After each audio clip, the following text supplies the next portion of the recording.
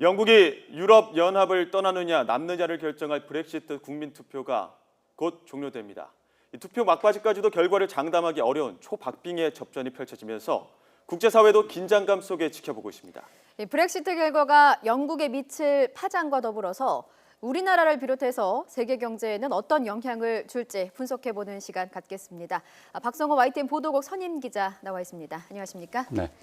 네, 지금 우리 시각으로 6시에 끝나고 지금 네. 5시 44분을 지나고 있으니까 한 15분 정도가 남은 것 같습니다. 네, 그렇습니다. 끝나자마자 바로 수작업으로 개표를 시작한다고 하죠? 그렇게 하죠. 그러니까 모든 걸 우리 시각 기준으로 말씀을 드리면 예. 한 8시쯤에 이제 발표가 이제 나올 걸로 보여요. 네. 근데 뭐 작은 지역부터 시작을 해서 쭉 가는데 우리가 눈여겨봐야 될 시간대는 네.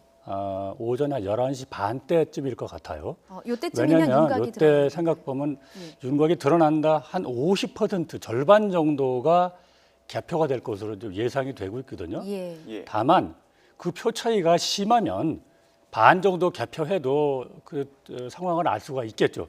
그런데 지금 앞에서 계속 나오는 거 보면 여론조사 결과를 보면 박빙이거든요. 예. 그럼 이게 계속 지나갈 수 있잖아요.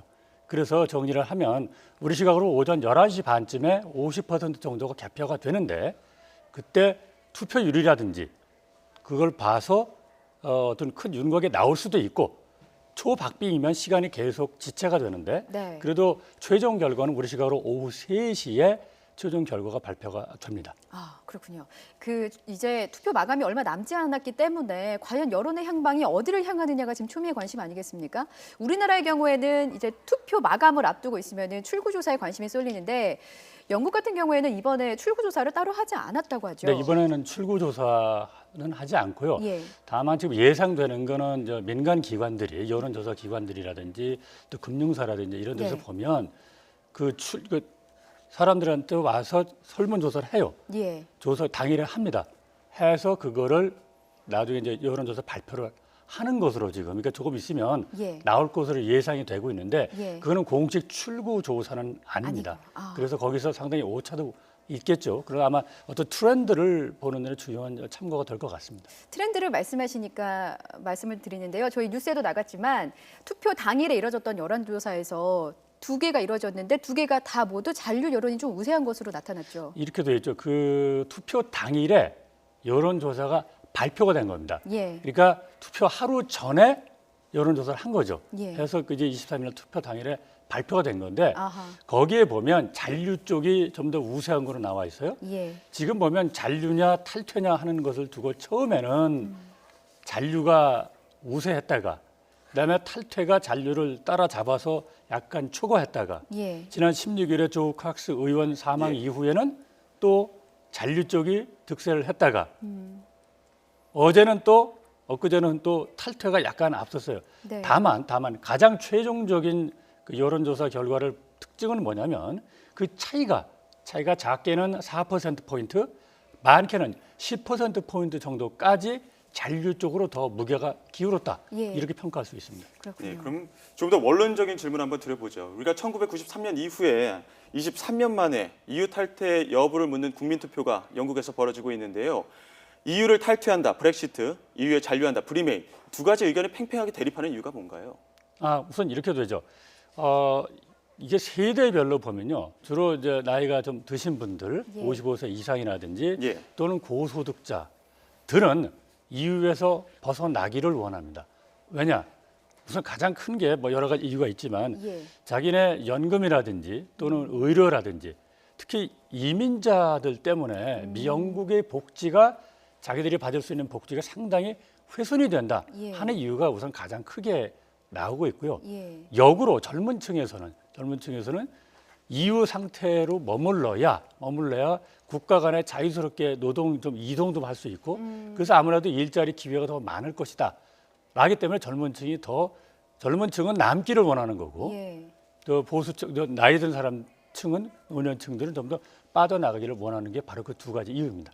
결국엔 돈인 것 같습니다. 그렇죠? 말씀하신 대로 좀 중장년층은 복지 혜택을 더 원하고 그렇습니다. 젊은 층은 여기저기 일자리를 많이 찾아서 내 생활의 안정을 좀 유지하고 싶고 이런 입장이 그렇습니다. 갈린다는 말씀이신 건데 이민자가 얼마나 되길래 중장년층이 이민자로 인해서 우리 복지가 줄어들 것이라고 이렇게까지 반응을 하는 걸까요? 우선 이유는 현재 회원국이 28개 국가입니다. 예. 그런데 2004년 이후에 12개 국가가 들어왔습니다. 예. 자, 그럼 2004년을 기준으로 볼 때 영국 안에서 2004년을 기준으로 볼 때 예. EU에서 와서 출생한 사람들, 영국 예. 내에서 EU 회원국 국가 국민들이 출생하는 게서요. 예. 149만 명입니다. 2004년에. 예. 그런데 2004년에 근데 작년에는 그것이 300만 명을 넘었어요. 313만 명 정도 됩니다. 예. 그러니까 영국 내에서 이민자 출신들이 계속 출생이 느는 거죠. 그래서 복지가 줄었다는 건데 자, 28개 국가 중에서 이민자 비중이 가장 많은 나라가 영국입니다. 4.6%입니다.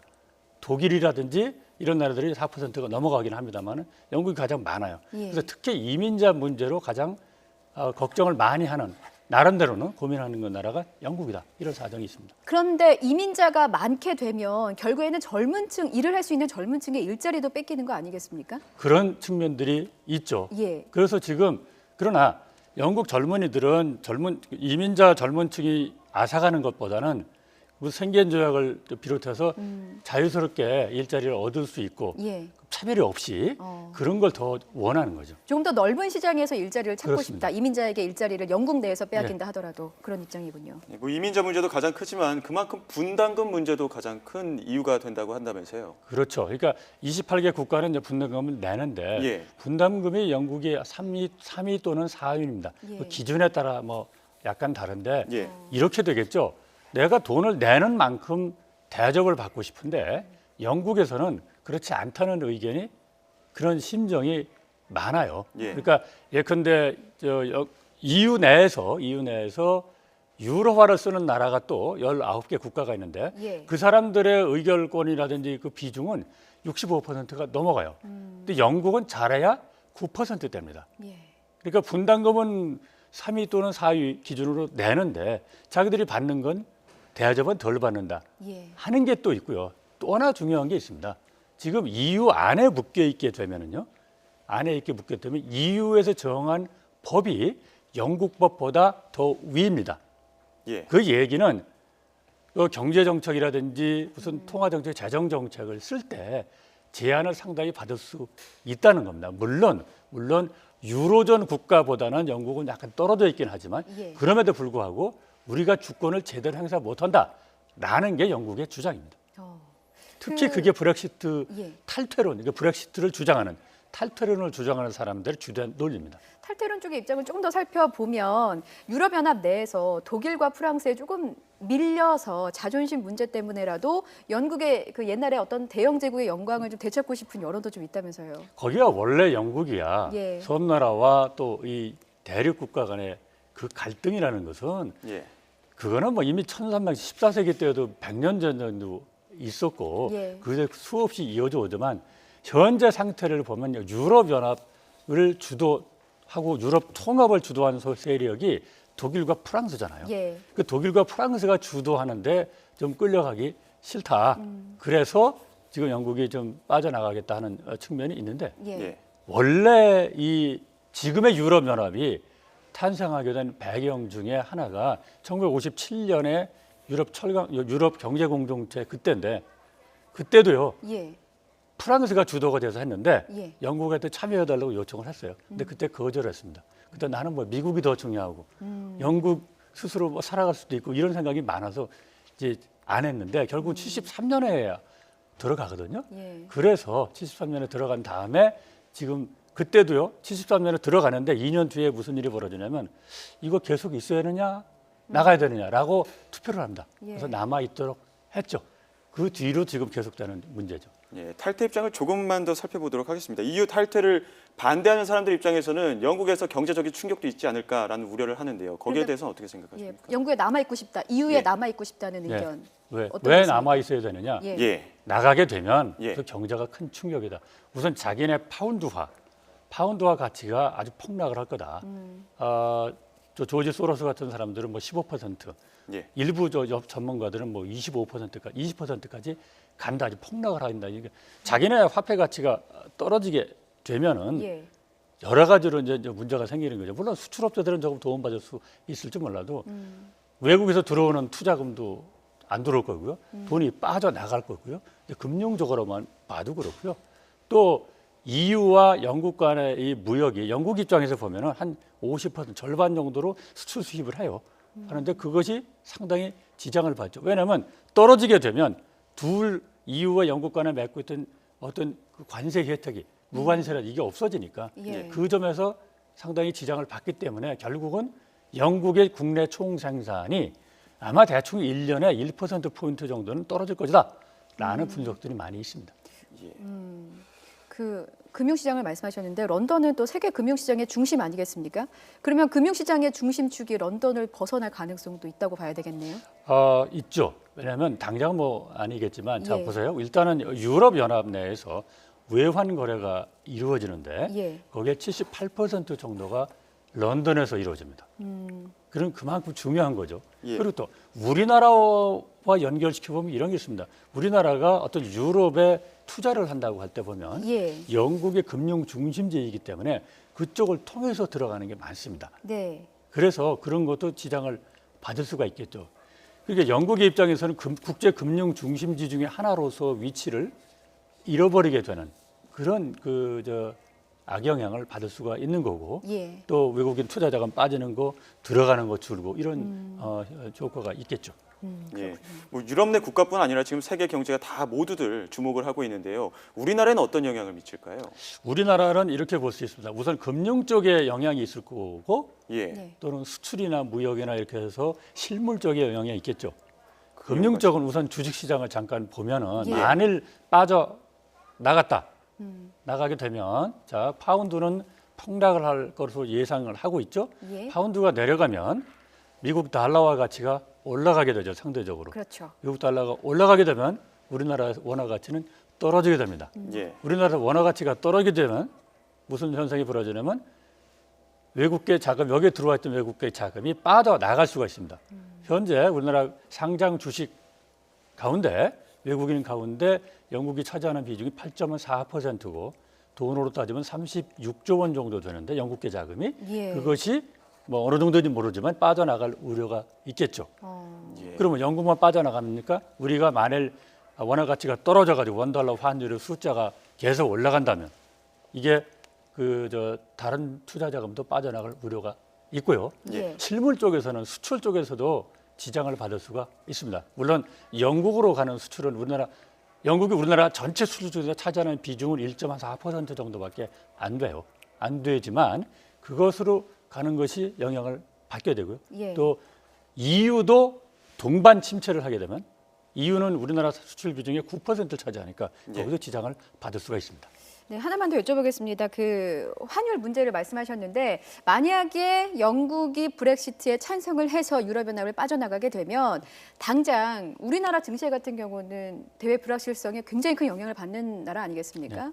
환율, 원달러 환율도 말씀을 하셨는데 최대 얼마까지? 환율이 그래서 지금 원달러 환율 1,160원 좀 되는데 예. 이게 상당히 올라가도 아마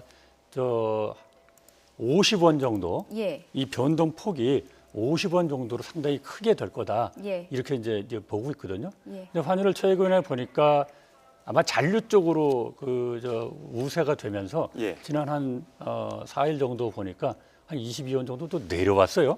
지금 상당히 이제 강세가 되는데 만약 빠져나가게 되면 그거를 훨씬 상회하는 그 두세 배 되는 쪽으로 환율이 좀 숫자가 올라갈 수가 있습니다. 원화 가치가 예. 떨어질 수가 있습니다. 아, 그렇군요. 네. 자, 저희가 지금 영국의 유럽연합 탈때 브렉시트와 관련해서 박성호 YTN 선임 기자와 함께 이야기 나누고 있습니다. 자, 잠시 뒤면 지금 5시 58분 16초를 지나고 있는데요. 잠시 뒤면은 한 2분 뒤면 투표가 끝이 나게 됩니다. 잠시 뒤에 유럽 특파원 연결을 해서 끝나자마자의 현재 상황 알아보겠고요. 자, 질문 하나 더 드리겠습니다. 지금 우리 금융시장에 미칠 영향 살펴보고 있는데 수출 시장도 굉장히 영향을 받을 것이다라는 분석이 마구 쏟아져 나오고 있거든요. 어떻게 자, 보십니까? 일단 우리 정부 입장은 예. 우리나라가 영국과 금융이나 무역의 어떤 연계성이 다른 나라에 비해서 높지 않다. 제가 잠시 전에 말씀드렸지만 우리나라 입장에서 무슨 수출이 영국이 차지하는 비중이 뭐 1.4%잖아요. 예. 중국은 25%잖아요. 거기에 비하면 뭐 한참 내려가 있지만 그것은 근데 단순히 영국은 수출 숫자만 볼 게 아닙니다. 그쪽을 통해서 투자되는 것도 많고 네. 유럽의 거점 들어갈 때 거점이 되기 때문에 그런 상징성도 굉장히 큰 거고 또 영국이 그렇게 되면 중국도 영향을 받게 되잖아요. 그렇죠. 그럼 중국이 영향을 받게 되면 간접적으로 우리한테 직격적으로 금방 또 영향을 주기 때문에 예. 그런 연쇄 효과가 상당히 우려가 되는 측면이 예. 있죠. 네, 또 수출 측면에서 다시 한번 질문을 드리자면 한국과 EU의 그 FTA 체결에 관해서도 다시 한번 체결을 해야 된다라는 이야기가 있는데요. 거기에 이렇게 대해서 됩니다. 어떻게 예상이 되십니까? 우리는 현재 한 EU FTA를 맺고 있습니다. 예. 다음 달이면 5주년이 됩니다. 예. 그런데 영국이 거기서 빠지게 되면 예. 영국이 빠진 EU와 우리나라 FTA는 효력이 없습니다. 다시 해야 됩니다. 예. EU하고 재협상을 해야 되고요.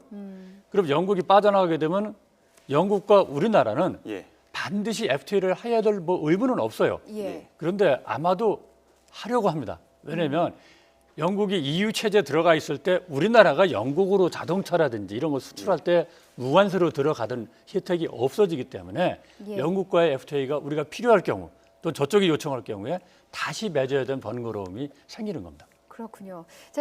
좀 우문일 수도 있겠습니다만 정리를 좀 하자면 우리 입장에서만 본다면 우리나라 입장에서만 본다면 영국이 유럽연합에 남아 있는 게 좋습니까? 탈퇴하는 게 좋습니까? 경제적으로 보면 예. 남아 있는 게 우리한테 훨씬 유리하다고 볼 수 있습니다. 네, 그렇군요. 자, 이제 막 투표가 끝이 난 것 같습니다. 6시를 지났거든요. 자, 이번에는 유럽 연결해서 잠시 뒤에 김은권 특파원 연결해서 투표가 끝난 현재 상황 알아보겠습니다. 잠시만 기다려 주십시오.